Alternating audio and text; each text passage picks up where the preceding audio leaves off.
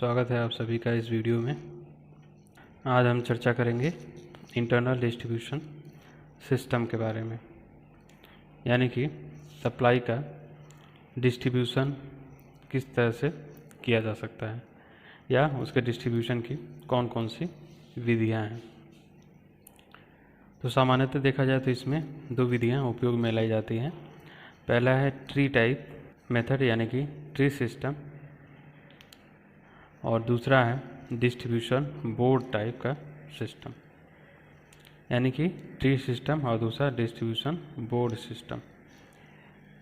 ये दो मेन विधियां हैं इंटरनल डिस्ट्रीब्यूशन सिस्टम की। इंटरनल डिस्ट्रीब्यूशन सिस्टम के अंतर्गत जो ट्री टाइप की सिस्टम है उसका डायग्राम कुछ इस तरह है।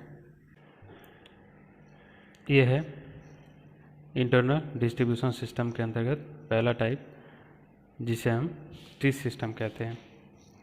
सबसे पहले तो ये बात हमेशा ध्यान में रखें कि ये डिस्ट्रीब्यूशन सिस्टम के बारे में बताया जा रहा है। डिस्ट्रीब्यूशन सिस्टम यानी कि मेन स्विच के बाद सप्लाई का किस तरह से डिस्ट्रीब्यूशन होगा, मेन स्विच बोर्ड के बाद से लेकर के लाइट पॉइंट, फैन पॉइंट या जो भी पॉइंट्स हैं उनको दिए जाने के पहले स्विच बोर्ड तक, यानी कि मेन स्विच से स्विच बोर्ड के तक किस तरह से सप्लाई को व्यवस्थित किया गया है, उसको हम डिस्ट्रीब्यूशन सिस्टम के नाम से जानते हैं। तो उसके अंतर्गत सबसे पहला सिस्टम है ट्री टाइप का सिस्टम, यानी कि ये जो सप्लाई आई हुई है फेज न्यूट्रल, ये आई है मेन स्विच से। मेन स्विच के बाद फेज न्यूट्रल हमें दो तार प्राप्त होते हैं। उनको क्या करते हैं कि जहाँ तक भी हमको सप्लाई ले जानी है, दो तार लेते हैं और उनको वहाँ तक डिस्ट्रीब्यूट कर देते हैं। ठीक, उसके बाद जहाँ भी हमें लोड यानी कि लाइट पॉइंट या फैन पॉइंट भी हो सकते हैं, जो भी लोड है उनको सप्लाई देने के लिए इस तार से सप्लाई को जंक्शन बना करके आगे बढ़ा देते हैं, यानी स्विच बोर्ड की तरफ ले जाते हैं। एंड सिंपल वे हम देख सकते हैं इसको कि ये जो तार हैं इनसे जंक्शन बना करके सप्लाई को स्विच बोर्ड तक ले जाया जाता है, यानी कि एक ट्री टाइप की व्यवस्था होती है इसके अंतर्गत। इसलिए इसको ट्री सिस्टम कहते हैं कि एक मेन ब्रांच होती है, उससे क्या होता है अलग अलग जो है जहाँ आवश्यकता होती है तार निकाल करके स्विच बोर्ड में ले जाते हैं और वहाँ से फिर लाइट पॉइंट को दे दिया जाता है। ये एक प्रकार का डिस्ट्रीब्यूशन सिस्टम है जिसे हम ट्री सिस्टम के नाम से जानते हैं। दूसरा सिस्टम है distribution board system. Tree system के बाद डिस्ट्रीब्यूशन बोर्ड सिस्टम, जिसके अंतर्गत इंटरनल डिस्ट्रीब्यूशन किया जाता है। इसमें क्या होता है कि ये जो दो तार फेज न्यूट्रल हमें मेन स्विच के बाद प्राप्त होते हैं, उनको एक बोर्ड में दिया जाता है जिसे मेन डिस्ट्रीब्यूशन बोर्ड कहा गया है। मेन डिस्ट्रीब्यूशन बोर्ड इसलिए कहा गया है कि यहाँ पर एक और डिस्ट्रीब्यूशन बोर्ड लगा हुआ है, यानी कि जब भी डिस्ट्रीब्यूशन बोर्ड के बाद उसी के क्रम में आगे अन्य डिस्ट्रीब्यूशन बोर्ड लगा होगा तो इसे मेन कहेंगे, और दूसरे वाले को डिस्ट्रीब्यूशन बोर्ड या सब डिस्ट्रीब्यूशन बोर्ड बोल सकते हैं। जैसा कि मल्टी स्टोरी बिल्डिंग्स के केस में होता है या मल्टी ब्लॉक भवन के मल्टी ब्लॉक बिल्डिंग के केस में होता है। यहाँ पर जो दो तार प्राप्त होते हैं मेन स्विच से, उनको इस बोर्ड में सप्लाई दी जाती है, जिसमें आप देख सकते हैं फ्यूज लगे हुए हैं। 3 सर्किट बना हुआ है, इसलिए इसमें 3 फ्यूज लगे हुए हैं और 3 न्यूट्रल के वायर यहाँ दिख रहे हैं। 3 न्यूट्रल के वायर कौन कौन से जी, 3 न्यूट्रल के वायर और 3 फ्यूज, यानी कि इनसे मिला करके बनती कितनी 3 सर्किट बनती है। एक सर्किट इस लाइट पॉइंट के लिए, एक इस लाइट पॉइंट के लिए, और एक डिस्ट्रीब्यूशन बोर्ड के बाद निकला हुआ डिस्ट्रीब्यूशन बोर्ड जिसे सब में डिस्ट्रीब्यूशन बोर्ड लिखा गया है। यानी कि सिंपल वे में इसको समझें कि यह व्यवस्था किस तरह से है। तो इसमें मेन स्विच के जस्ट बाद एक बोर्ड लगा करके सप्लाई को डिस्ट्रीब्यूट किया जाता है। यानी कि ट्री सिस्टम में जो व्यवस्था होती है उसका कंपैरिजन अगर करें तो उसमें क्या होता है कि अगर एक मकान है जिसमें कि 4 कमरे हैं और उसमें लोड है सभी कमरों का 800 वाट, 800 वाट और 800 वाट। तो अगर हमें ट्री टाइप का डिस्ट्रीब्यूशन बोर्ड करना होगा तो ये तार लेंगे जिसकी कैपेसिटी जो होगी वो ये 8, 16, 24 और 3200, यानी कि 3200 वाट लोड जो है वो बियर करने की कैपेसिटी रखता हो। और उसको यहाँ पर एक जो मेन स्विच लगा हुआ है वहाँ से सप्लाई को इस तरह से वितरित कर देंगे। यानी तार लेंगे जिसकी रेटिंग जो होगी वो 3200 वाट लोड को बियर करने के लिए कैपेबल होगी।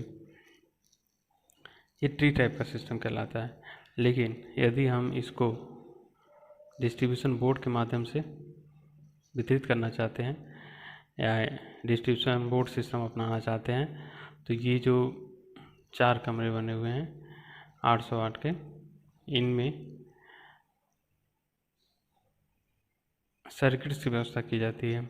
यानी कि अलग अलग सर्किट बनाए जाते हैं और उस सर्किट में 800 वाट का लोड, मैक्सिमम लोड लिमिट जो है वो 800 वाट है। यानी कि 800 वाट लोड दिया जाता है। यहाँ से 800 वाट, फिर दूसरा सर्किट बनेगा इसमें 800 वाट, एक तीसरा सर्किट बनेगा 800 वाट और एक इस कमरे का 800 वाट। यानी कि 3200 वाट के लोड के लिए हमें इसमें 4 सर्किट बनाने पड़ेंगे।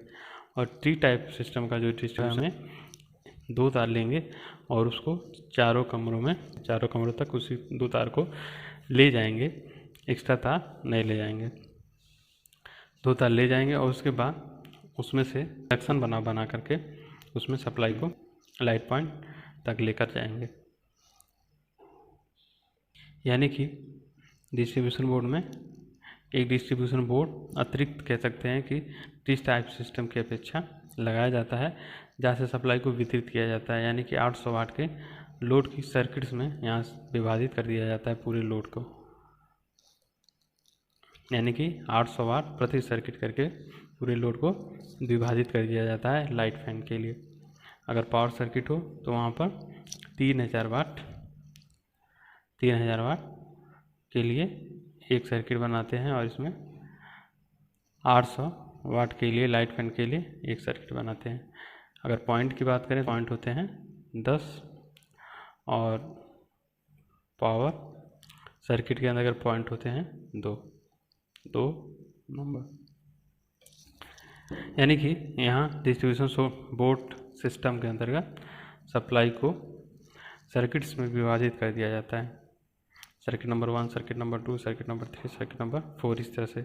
और प्रत्येक सर्किट का लोड जो होता है लाइट फैन और 5 एम्पीयर सॉकेट के लिए 800 वाट या 10 पॉइंट, और पावर सर्किट अगर है तो वहाँ पर 3000 वाट या 2 पॉइंट प्रति सर्किट।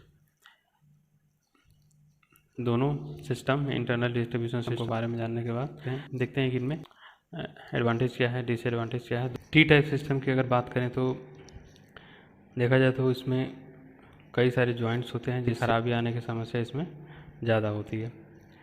दूसरा पॉइंट है, किसी भी सर्किट में खराबी आने पर उसे ठीक करने के लिए मेन स्विच को बंद करना पड़ता है और इस प्रकार बाकी सर्किट भी बंद हो जाते हैं।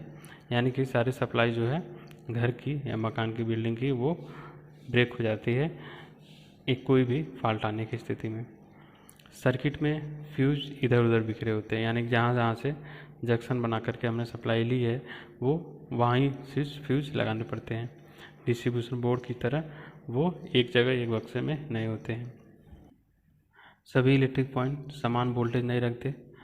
प्रारंभिक पॉइंट्स में वोल्टेज सामान्य है परंतु अंतिम पॉइंट्स पर वोल्टेज काफ़ी कम हो जाता है। इसके अपेक्षा डिस्ट्रीब्यूशन बोर्ड सिस्टम की अगर बात करें तो यह सिस्टम अपीयरेंस में अच्छा लगता है, सुविधापूर्ण भी है।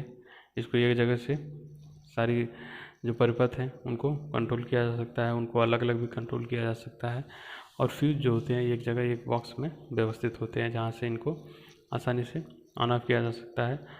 और 800 वाट का जो लिमिट है उससे होता है कि जगह 4 सर्किट 6 सर्किट बनती है, तो उसमें हमें किसी एक सर्किट में फॉल्ट आने की स्थिति में बाकी को टच नहीं करना पड़ता है। लेकिन इसकी एक डिसएडवांटेज है कि इसकी जो इनिशियल कॉस्ट होती है, यानी कि प्रारंभिक लागत जो होती है वो अधिक होती है। आज के लिए इतना ही, धन्यवाद।